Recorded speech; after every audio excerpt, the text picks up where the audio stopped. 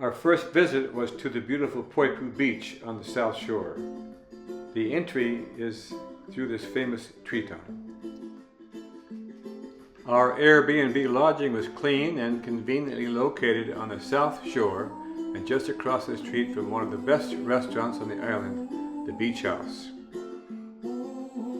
The complex had a beautiful garden and a swimming pool, and we were intrigued by this beautiful flower.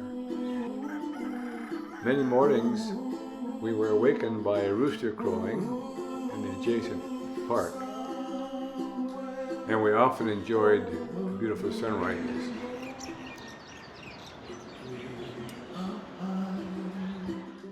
One morning we were treated to a sunrise rainbow right outside the window. For evenings we walked across the street to watch the beautiful sunsets on the beach house patio.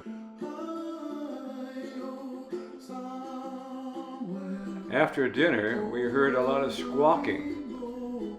It turned out to be continuous outside chatter. We looked up to see hundreds of birds flocking around the palm trees. We learned that this is a nightly ritual as green parakeets come home from all over the island to roost at night.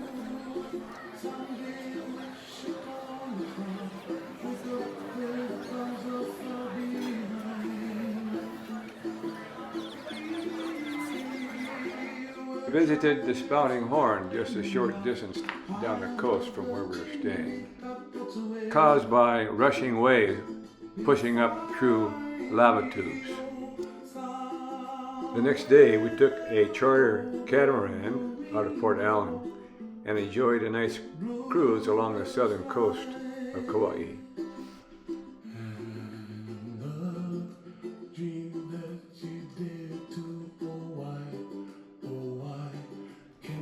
Several porpoises came alongside and cruised in our wake.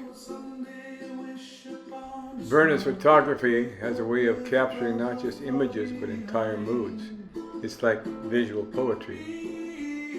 She captured several beautiful and interesting images during our vacation on the Garden Island.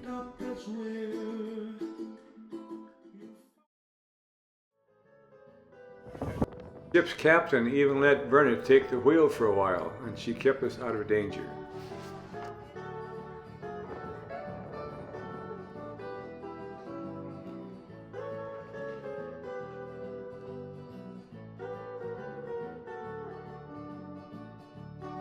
One day we drove north to see the Wailua Falls. It's just west of Lihue.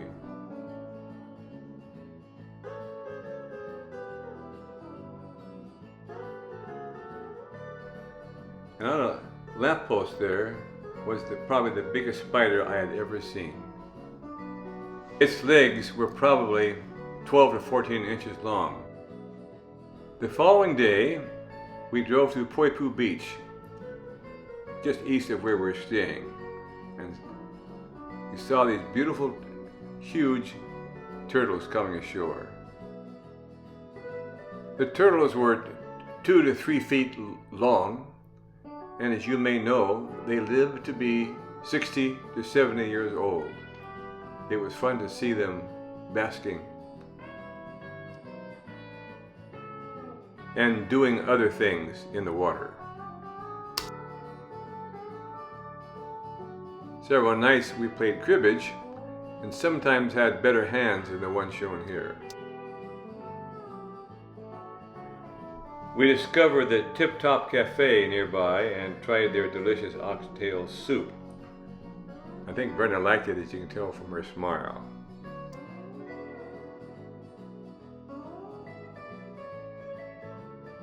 One morning we drove to the Hyatt Regency Hotel nearby for a couple's massage. You're greeted by this beautiful lobby that hosts a nice view of the ocean and some colorful parrots.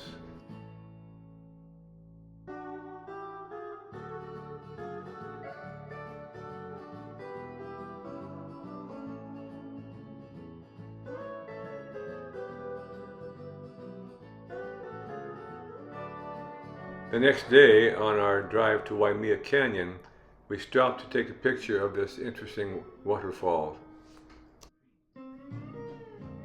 Waimea Canyon is a spectacular destination for its scenic beauty and is known as the Grand Canyon of the Pacific.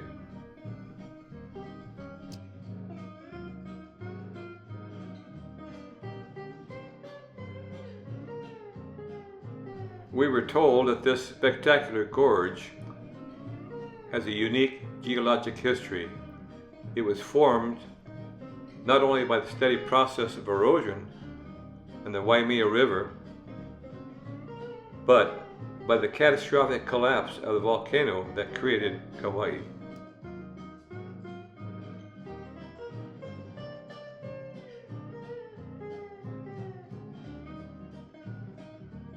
The winding road through Waimea Canyon is one of the most scenic roads on the island, about 26 miles long. We also went to Kauai State Park for lunch and enjoyed many of the lookouts and viewpoints along the way.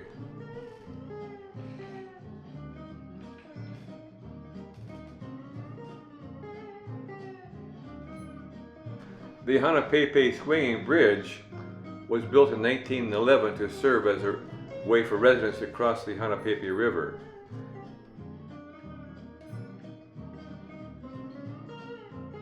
You need to be sure-footed and keep your balance as you cross. After a week on the South Shore, we packed up and headed north to Princeville. Of course, along the way, we had to stop and take some pictures. Verna shot this golf course. It contained over 100 coconut trees as hazards for the golfers that were trying to make par. We also paid a visit to the beautiful Kilauea Lighthouse. Upon entering Princeville, we were greeted by this large fountain, and a few minutes later we arrived at the beautiful Hanalei Bay Resort. We were escorted to our room and found it had a direct view of the bay, and we enjoyed several beautiful sunsets from our lanai.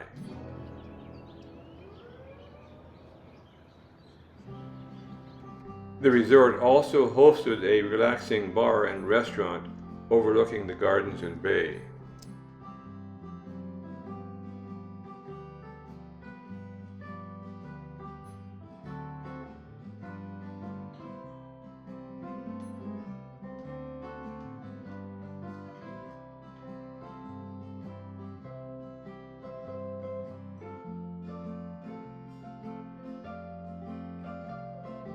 The next morning, we started to explore the north side of Kauai.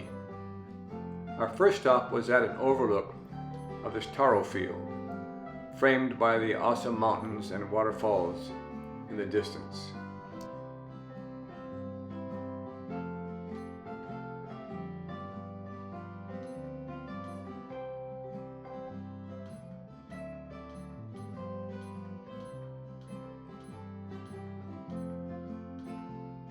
The following morning, we took a bus to Ke Beach and the Kalalau trailhead. We had been looking forward to do this hike for some time.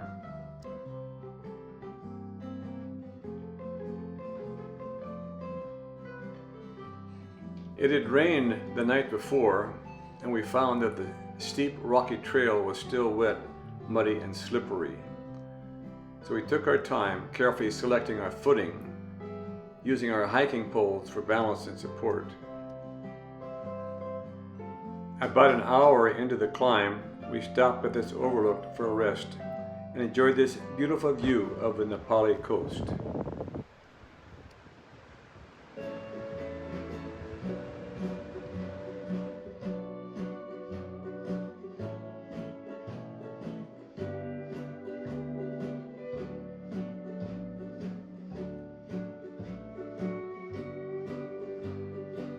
Ke Beach is at the foot of the trail, and we enjoyed the scenery here while we ate our lunch. The next day, we took a short drive to Anini Beach. We went for a picnic lunch and to watch the windsurfers in action. This sport has come a long way since I was into the sport a long time ago. In those days, we had a longer board and the sail mast was anchored to it. I think the new boards are a lot faster, but a lot harder to master also.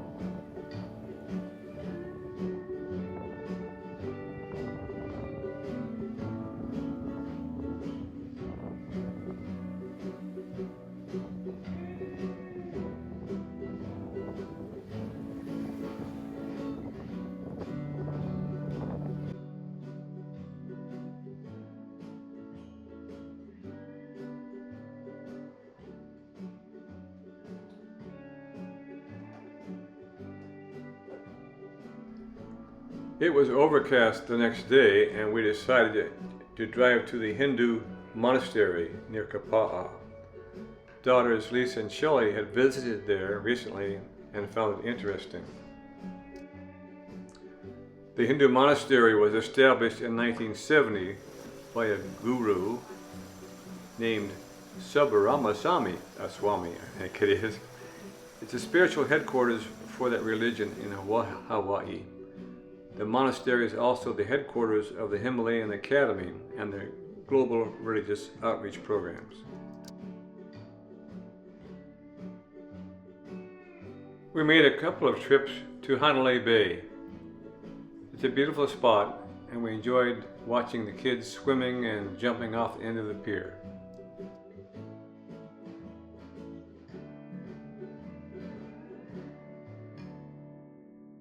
On the way home, I spotted this beautiful mermaid.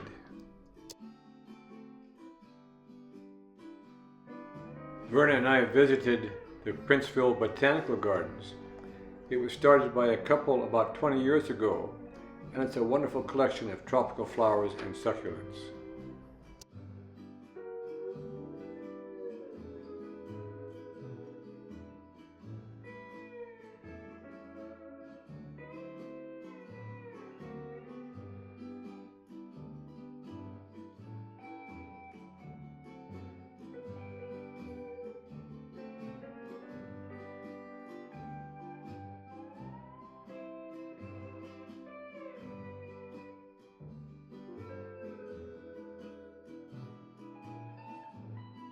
On our final day at the Hanalei Bay Resort, we had fun touring the grounds and gardens.